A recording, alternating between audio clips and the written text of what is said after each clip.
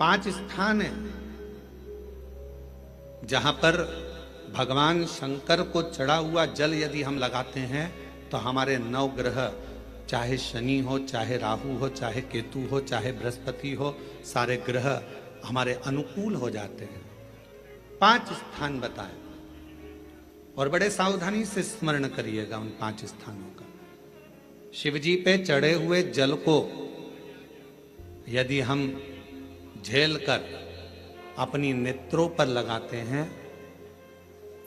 मस्तिष्क पर लगाते हैं, कर्णों पर लगाते हैं, कंठ पर लगाते हैं और अपने हृदय पर लगाते हैं तो व्यक्ति की जिंदगी में कैसा भी ग्रह का दोष हो वो धीरे धीरे समाप्त होते चलेगा।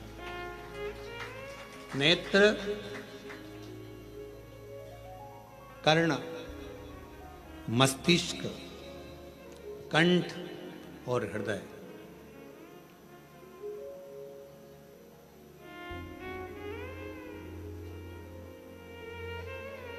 ये 5 स्थान इससे बता दिए शिव महापुराण में जिन पर शिव जी के चढ़े हुए जल को हम केवल मात्र लगा लेते हैं तो उससे भी हमको फल की प्राप्ति हो जाती है।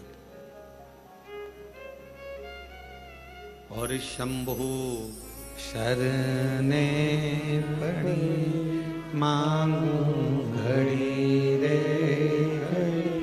दुख काटो दया करी दर्शन हो।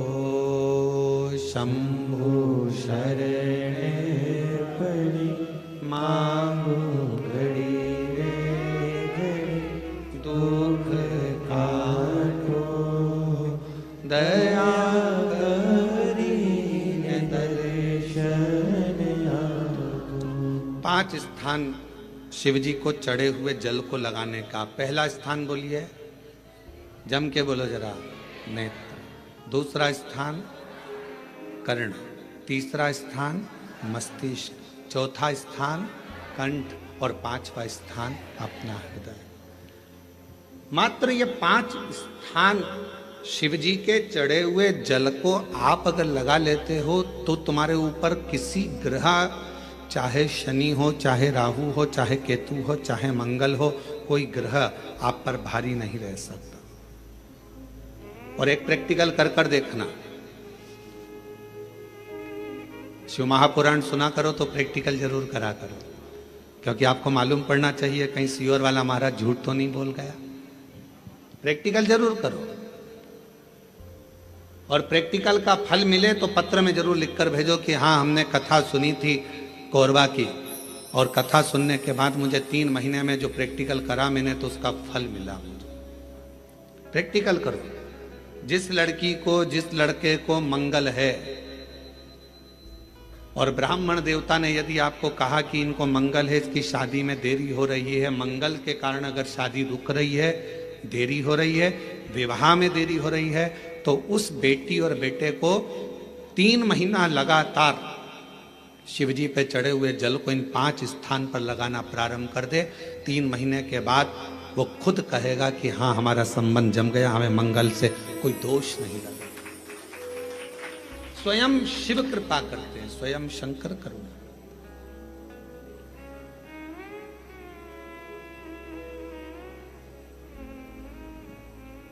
ये 5 स्थान मेरे देव अधिदेव महादेव की अविरल भक्ति के लिए, निर्मल शुद्धि के लिए। नेत्रों पर जल लगाने से मतलब है कि जब भी मैं दर्शन करूं तो मेरे देव अधिदेव महादेव का करूं, शिव।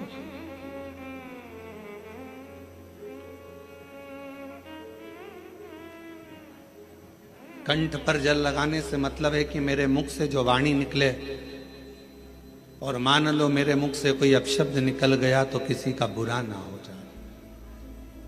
कर्णों से जल लगाने से मतलब है कि मेरे कानों के माध्यम से जो शब्द मेरे अंदर जाएं वो मेरे जीवन का कल्याण करें। मस्तिष्क पर जल लगाने से मतलब है कि मेरे भगवान के चरण का जल, उनकी रज मेरे सिर पर चढ़ी रहे और मेरे जीवन में कभी अहंकार ना आए। हृदय पर जल लगाने से मतलब है कि मेरे हृदय में भगवान शंकर के चरणों का वास नित्य प्रतीत है। हमेशा